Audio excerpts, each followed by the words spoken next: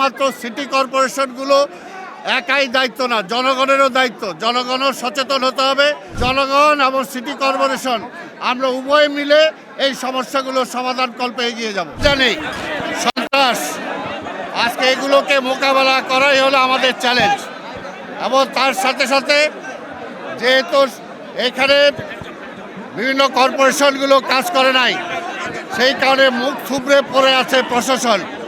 আজকে এই প্রশাসনকে আবার গতিশীল করাটা আমাদের চ্যালেঞ্জ। এবং পাশাপাশি আজকে আপনারা জানেন যে মশার যে সমস্যা, এই মশার সমস্যা দীর্ঘদিন আজকে বলা চলে কোথাও মহানগরী কোনো ক্লিন হচ্ছে না, অপরিষ্কার অপরিচ্ছন্ন আজকে প্রত্যেকটা মহানগরী।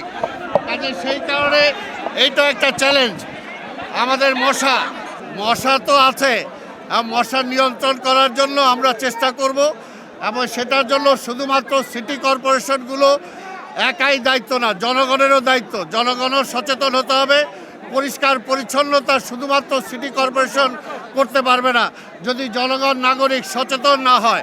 সেই কারণে আমরা আশা করব জনগণ এবং সিটি কর্পোরেশন আমরা উভয় মিলে এই সমস্যাগুলোর সমাধান কল্পে এগিয়ে যাব।